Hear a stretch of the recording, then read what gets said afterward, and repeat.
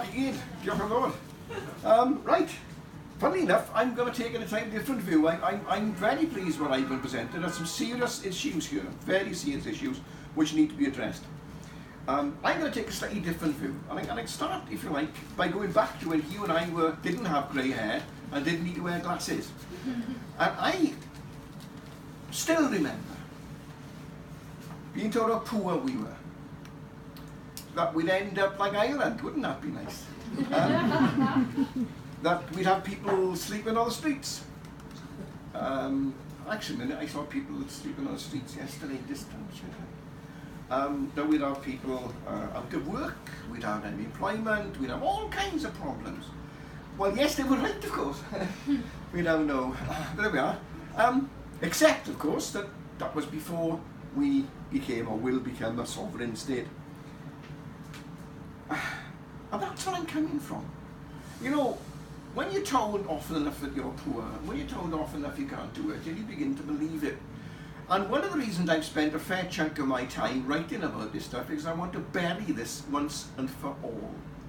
So what I want to do is next 20 minutes or so, and by the way, I don't like reading notes, but I've got about 20 copies of this. I thought, you know, you don't want to live, I was hoping perhaps you listen, maybe have a little think of what I have to say, and you're very welcome to take a copy of this away with you and swat it up in your own time.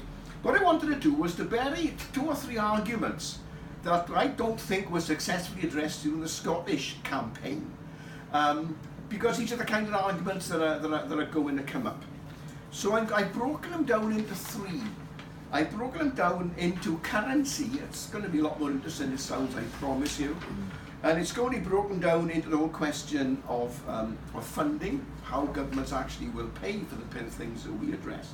And then there's something of an aside maybe on some of the more minor issues that have been raised insofar as the economy is concerned. Now the first thing to say is this: whether we like it or not, day after tomorrow when the day comes, there is no reason at all why you could not continue to use the pound. Let me make it absolutely clear. Whether we would want to use the pound or not is secondary to this debate this afternoon. There is no reason that we could not continue to use the pound as the currency in an independent sovereign state. Let me make that quite clear now.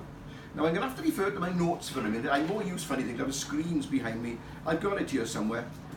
There would be quite clearly a currency union between the nations of the UK. That is perfectly clear.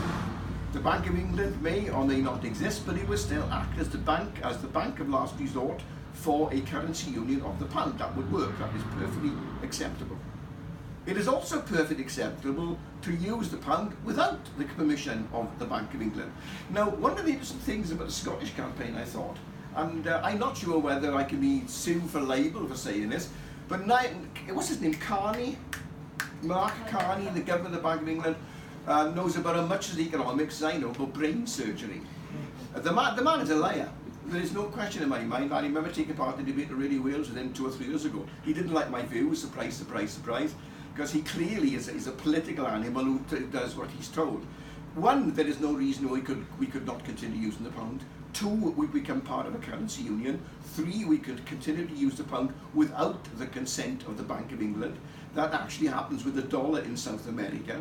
We could use a system known as signage, where we would, whether we wanted to or not, of course, we could pay a small fee to the Bank of England to continue to use the pound and use the Bank of England as a bank of last resort, as is the role of central banks. Now, one of the reasons I mentioned central banks is that during the Scottish referendum, Carney suggested that a new central bank to support a Scottish currency would cost somewhere in the region of £32,000 million, 32 billion. Quite where he gets that from, I don't know, but that equates to about half of Scottish GDP. And there's no way that the reserves of the Bank of England count to half of the UK GDP, which is about £1.4 trillion sterling. There is no reason, let's move on from this. There is no reason, incidentally, why we could not have our own currency. Now we can play about with whether we call the Blodwyn or the Gwynfor or indeed the Caravan Jones. But there is no reason why we could not have our own currency. And one of the interesting things that, again, I don't believe necessarily that it was some kind of conspiracy amongst the English press during the Scottish referendum, but the powers of neutral reporting seem to have left them for the last few weeks, especially when it came to things like discussing the economy. The Guardian, and I'm not a fan of the Guardian, but I guess as English newspapers go, it ain't bad, did a very interesting article which everyone missed. They asked 5 leading economists, none of them were Scottish by the way, but their views on which currency Scotland could use if and when the referendum went to yes. And they were given a number of choices: the euro, the pound, or a separate Scottish currency.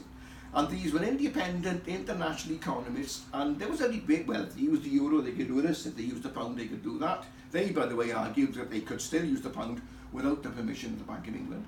And surprise, surprise, guess what they all arrived at?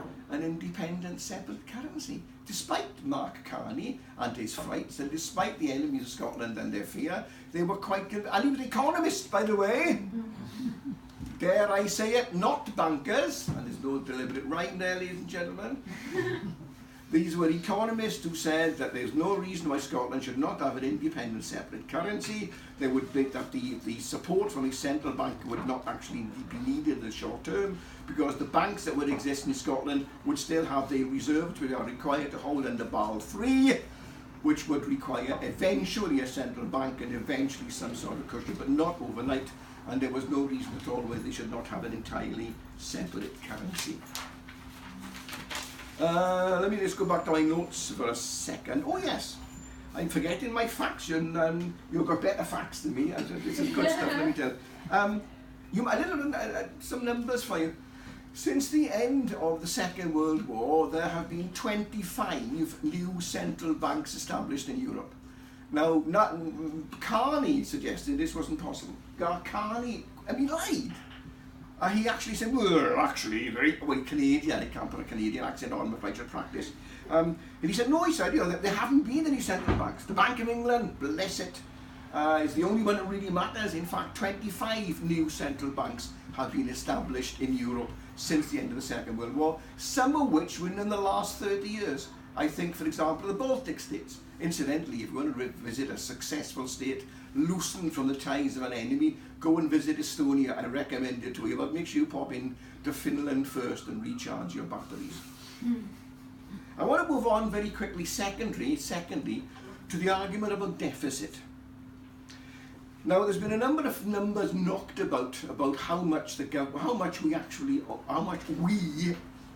pay. What's the difference between what the government gets in taxation and what it pays out in various ways. Now, there are a number of arguments here, and Ivy and I chatted about this earlier on. The figures are inaccurate. We do not have sensible figures. We can make reasonable. In fact, in fairness, the government's studies department of Scotland Cardiff had a stab at this, and it was a reasonable stab, I have to say, a reasonable stab, but still a stab. Next time, if you're going to go and pop in a Tesco, for example, on your way home and you buy something, the VAT which you pay on your cigarettes or beer or food or whatever it is you're going to buy at Tesco this afternoon, that is paid by Tesco to the government through its central account in Cheshire in Hertfordshire, and is not counted for Tesco across the road here. It's counted as VAT paid overall in England by Tesco, for example. So the figures themselves are unclear. That's very, very important. We do not actually know. So let's take that as a given. But by the same token, it also has to be said that the likelihood is that there is a budget deficit, and that's likely to be. There is, this is the interesting thing. Forgive me, by the way, if I go on, stop me, wave an arm or something, and this genuinely makes me cross. People talk about, oh, Wales is poor, oh, we have to borrow all this, but oh, by the way, it depends which number you like. If you've got nothing better to do with our time this afternoon, go and play bingo somewhere, and you'll get a much more informed debate from playing bingo over here in the Abertawe than from some sensible newspapers of the Bank of England. Cardiff saying that the annual budget deficit, that is to say the immediate need, not the national debt. By the way, you might be interested to know that the national debt, that is to say that the money that the UK owes the world, not what it's borrowing now, what it owes the world, is currently about 1.5 trillion. 1.5 trillion, that's 12 knots by the way, pounds sterling. So when they tell you, I love it, people tell me Wales is poor, I say pop across the board.